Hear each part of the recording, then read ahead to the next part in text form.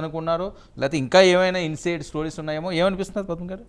మితిమీరిన విశ్వాసము, నిర్లక్ష్యము అంటకాగారండి. బేసికలీ ఇది ఒక అరెస్ట్గా మనం చూడకూడదు. This is just kidnapping. పోలీసులు చేసిన, పోలీస్ గుండాలు చేసిన కిడ్నాపింగ్. ఎవరైనా పోనీ ఒక పొలిటీషియన్ కానివ్వండి, ఎవరైనా ఒక పెద్ద వ్యక్తి మీ మీద చాలా ప్రెషర్ తీసుకొచ్చి మీరు ఒక తప్పుడు పని చేయమంటే మీకు ధైర్యం లేదా?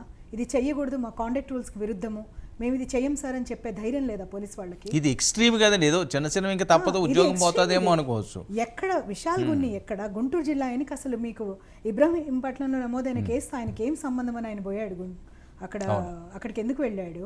ఆయన బ్యాచ్మేట్స్ని ఇన్ఫ్లుయెన్స్ చేసి అక్కడ కూడా మళ్ళీ మీరు గమనించండి, ఇక్కడ ఎలా అయితే సెకండ్ రోజున మొత్తం ఒక్క స్ట్రెచ్లో మొత్తం ప్రాసెస్ అంతా ఫినిష్ చేసుకుని వెళ్ళిపోయారో, అక్కడ కూడా 3వ తారీఖు వెళ్ళటం, ఆ రోజే అమ్మాయి అరెస్ట్ చేయటం, ఆ రోజే వాళ్ళ ఫాదర్ని అరెస్ట్ చేయటం, మదర్ని అరెస్ట్ చేయటం, ఈ అమ్మాయిని అరెస్ట్ చేయటం, అన్నీ వాళ్ళ ఇంట్లో అవన్నీ సీజ్ చేయటం, ఇల్లు సీల్ చేయించేయటం, అట్లాగే బ్యాంక్ అకౌంట్స్ ఫ్రీజ్ చేయించడం, అన్నీ ఒక్క రోజులోనే. అక్కడ మ్యాజిస్ట్రేట్ వారెంట్. సో అక్కడ ఆబ్వియస్గా అక్కడ కూడా సహకారం ఉంది వీళ్ళకి. సో ఇది మనకి చూస్తానికి ఇది సెకండ్ ఇక్కడ జరిగింది, థర్డ్ అక్కడ జరిగింది అనిపిస్తుంది, కానీ దీని వెనకాల కొంత బ్యాక్గ్రౌండ్ వర్క్ ముందే జరిగింది అక్కడ కానీ ఇక్కడ కానీ. ఏదైనా కూడా వీళ్ళంతా కూడబలుక్కొని ఇది ఎప్పుడు వస్తుందంటండి ఈ ప్రాబ్లము? ఇందాక లాయర్ గారు అన్నట్టు వ్యవస్థలు సరిగ్గా పనిచేయనప్పుడు, అంటకాగినప్పుడు, రాజకీయము, గోండాయిజము, ఈ మితిమీరిన కరప్షన్, ఇవన్నీ కలిస్తేనే ఇలాంటివి జరుగుతాయి. లేకపోతే ఏం పనైనా ఇంతమంది సీనియర్ ఆఫీసర్స్ ఒక్క అమ్మాయి మీద గ్యాంగప్ చేయాల్సిన అవసరం ఏంటి? పోనీ సాక్షిలో ప్రచారం చేస్తున్నట్టుగా ఆ అమ్మాయి క్యారెక్టర్ సరిగ్గా లేదనుకోండి, these people are nobody to ఆ మాట అంటానికి కూడా వీళ్ళకి హక్కు లేదు.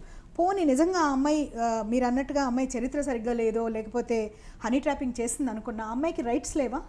ఒక ప్రాస్టిట్యూట్ కూడా రైట్స్ ఉంటాయండి మన కాన్స్టిట్యూషన్లో.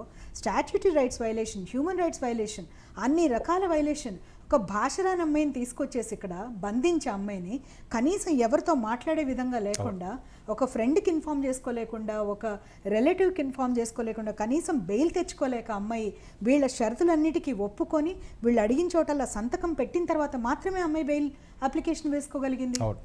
ఆ బెయిల్ ఇదైన తర్వాత కదా అమ్మాయి బయటకు వచ్చింది. అక్కడ కేసు ఇదైన తర్వాత కదా ఈ అమ్మాయిని చేశారు. ఆ తర్వాత కూడా ఎందుకైనా మంచిదని మళ్ళీ అమ్మాయిని ఇక్కడే కన్ఫైన్ చేశారు. వెంటనే ఇమీడియట్గా పంపించకుండా అమ్మాయిని. ఎంత అన్యాయం అండి ఇది, ఎంత దౌర్భాగ్యం.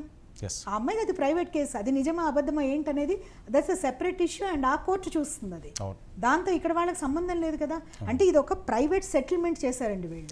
That is why I'm saying this is not వీళ్ళు చేసింది ఒక సావరిన్ డ్యూటీ కాదు.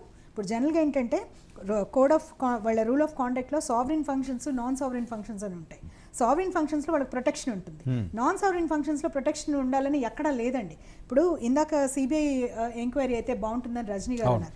I respect her views. But ఇక్కడ ఏంటంటే మనం గుర్తు తెచ్చుకోవాలి, అవిభజిత ఆంధ్రప్రదేశ్లో ఇంతకుముందు నంబియార్ అని ఒక ఐపీఎస్ ఆఫీసర్ మీద ఒక సాధారణ ఇన్స్పెక్టర్ ఇచ్చిన రిపోర్ట్ ఆధారంగా అరెస్ట్ చేశారు.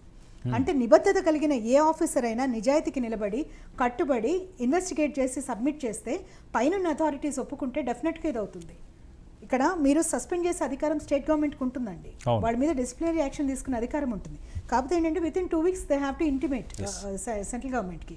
ఆ తర్వాత ఒక 1 month వరకు అది ప్రొలాంగ్ చేసుకుంటారు. ఆ తర్వాత సెంట్రల్ గవర్నమెంట్ విల్ డిసైడ్ ఎంతవరకు చేయగలుగుతారని. మ్యాక్సిమం 2 years వరకు వాళ్ళు చేయగలుగుతారు. ఈ లోపల వీళ్ళ ఇవన్నీ ప్రూవ్ అవుతాయి, what ever it is, and criminally prosecute చేసి వీళ్ళ తప్పు తేలిందని తెలిస్తే they can be even prosecute చేసి వాళ్ళని తీసేస్తారు సర్వీసెస్లోంచి.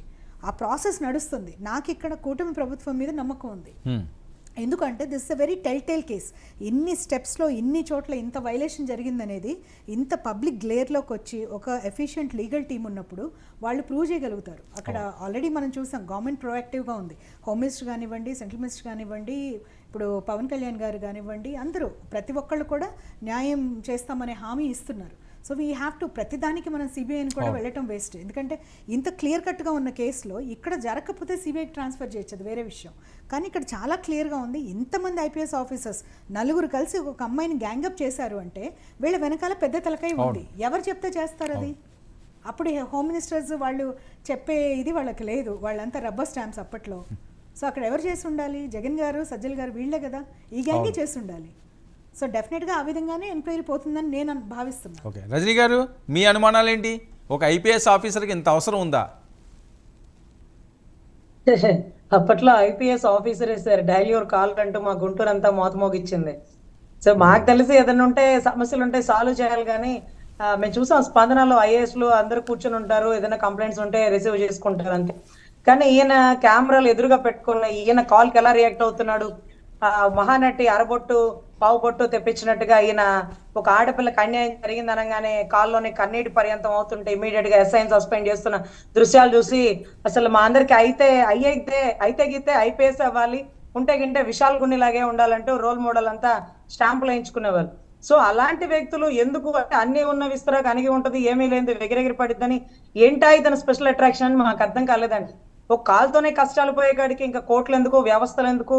ఇతను అనగానే అక్కడ ఎస్ఐ సస్పెండ్ అయ్యడా లేదని చూస్తే మారు మాట్లాడలేదు, ఎక్కడ ఎస్ఐ సస్పెండ్ అవ్వలేదు. మరి ఏంటి క్రియేటివిటీ స్టోరీ? బయట పెట్టే అవకాశం ఎలా వస్తుంది, ఎప్పుడు వస్తుంది అని ఎదురు చూస్తున్న టైంలో ఈ రకంగా బయటకు వచ్చింది సార్.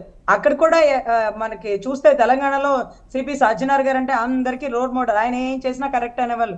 తెలంగాణలో దిశ ఎన్కౌంటర్ కేసు వచ్చాకే ఓహో పాపం అనుమానితులు అనుకున్నామే, పాపం వీళ్ళు అమాయకుల్ని కాల్చి చంపేశారా, నిజమైన నేరగాళ్ళని దాచిపెట్టారా, అప్పుడు ఆయన బండారం బయటకు వచ్చింది. సో మోర్ ఓవర్ ఇలాంటి వాళ్ళు ఇవాళ కాకపోతే రేపైనా బయట